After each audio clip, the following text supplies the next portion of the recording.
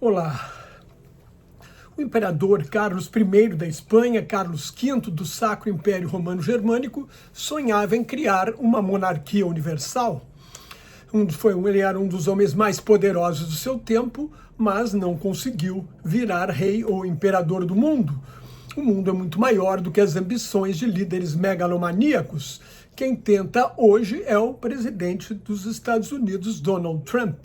A proposta de criação de um Conselho da Paz é apenas mais um exemplo de como Trump pretende governar o mundo. A ideia original era criar um conselho para supervisionar a pacificação e a reconstrução da faixa de Gaza depois da guerra entre Israel e o movimento de resistência islâmica, o Hamas. Mas Trump quer tornar esse Conselho da Paz um instrumento permanente. Trump é o presidente vitalício desse clube privado que ele chama de Conselho da Paz. Será o presidente mesmo depois de deixar a Casa Branca e terá o direito de indicar o sucessor.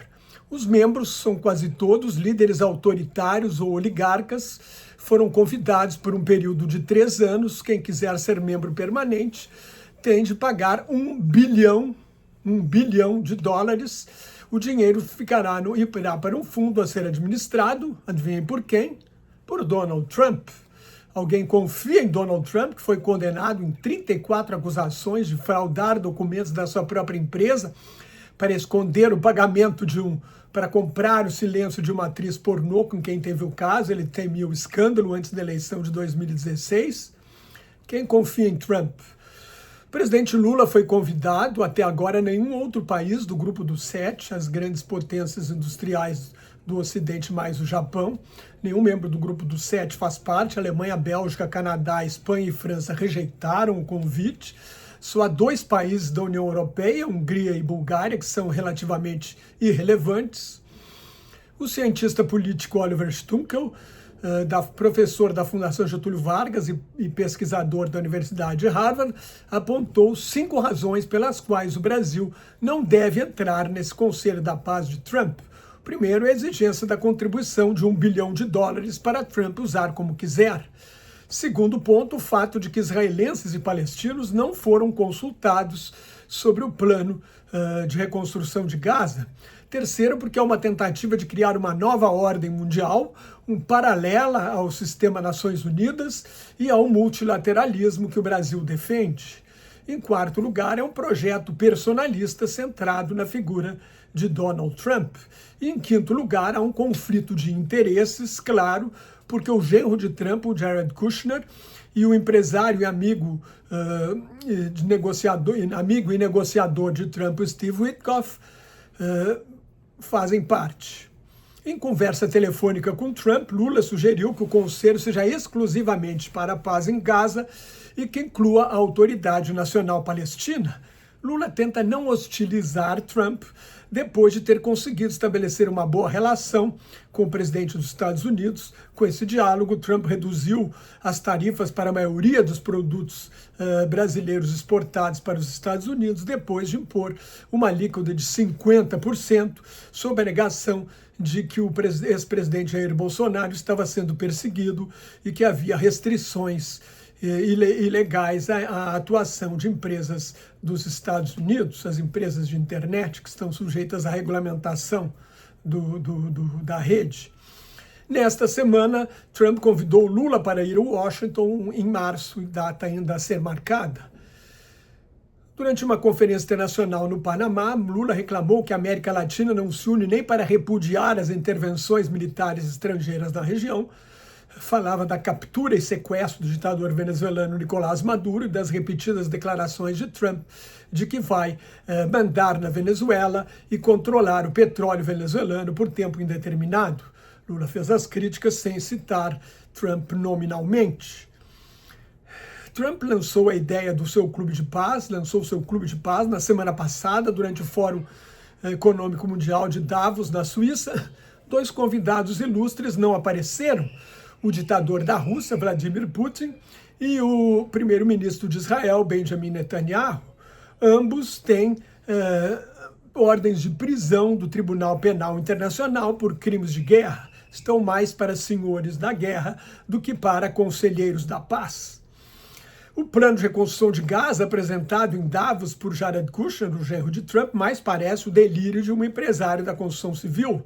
Transforma o território arrasado por Israel numa Dubai na costa do mar Mediterrâneo, com arranha-céus de vidro e aço, portos, aeroportos, plantas de dessalinização. Ignora totalmente as necessidades da população local e deve ser financiado pelas monarquias petroleiras do Golfo Pérsico. É um plano megalomaníaco que o Trump não vai bancar. Trump chegou a Davos no momento em que a de maior pressão dele, sobre a Dinamarca, com as suas pretensões de anexar a Groenlândia, recuou por causa da revolta dos moradores da Groenlândia, dos aliados europeus, do mercado financeiro e de parte do Partido Republicano, que entende que seria o fim da organização do Tratado do Atlântico Norte, a OTAN, Aliança Militar Ocidental, considerada a aliança militar mais bem-sucedida da história.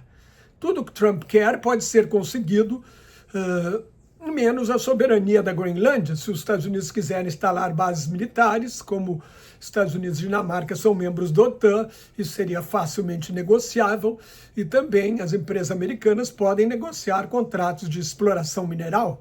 Agora, anexar a Groenlândia é um plano megalomaníaco de Trump, só se ele quiser entrar para a história como presidente que aumentou o território dos Estados Unidos.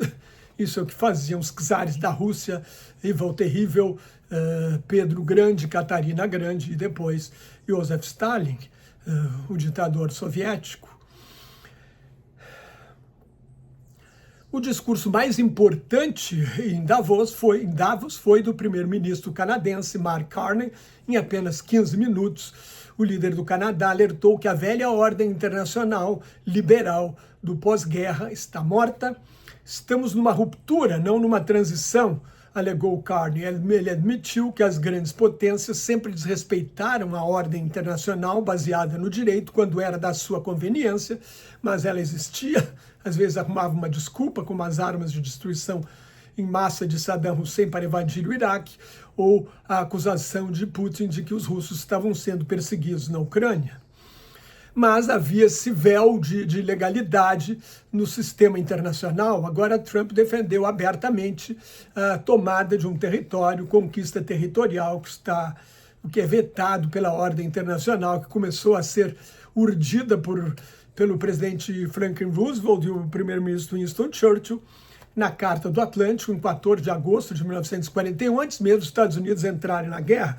Um dos pontos centrais é que não serão reconhecidos territórios conquistados pela força, que era o que a Alemanha nazista e o Japão estavam fazendo na época. Então, Carney defendeu uma aliança entre potências médicas como Brasil, Canadá e os países europeus para fazer frente a um mundo dominado por superpotências militares. Trump agora voltou suas atenções de novo para o Irã. Na quarta-feira, dia 28, intimou o Irã a fazer logo um acordo para acabar com o programa nuclear, sob pena de sofrer um ataque devastador. Os Estados Unidos estão concentrando perto do Irã uma frota de guerra maior do que a que cercou a Venezuela antes do sequestro do ditador Nicolás Maduro. Trump teria pedido a seus comandantes militares um plano de guerra para derrubar o regime fundamentalista iraniano. Mas o Irã não é a Venezuela, onde Trump pressionou parte do regime a submeter aos interesses dos Estados Unidos e até o momento aparentemente tem conseguido isso. Já o Irã é um país de mais de 90 milhões de habitantes, com uma cultura milenar que vem do Império Persa. Se os Estados Unidos decapitarem o regime, sequestrando o Ayatollah Ali Khamenei, o líder espiritual da Revolução Islâmica, a Guarda Revolucionária Iraniana pode tomar o poder e impor uma ditadura ainda pior. Os vizinhos árabes dos Estados Unidos, onde os Estados Unidos têm bases militares, temem uma retaliação iraniana a essas bases que em seus territórios os colocaria em posição difícil, e Israel se prepara para a guerra, já que o maior contra-ataque deve ser contra o território israelense.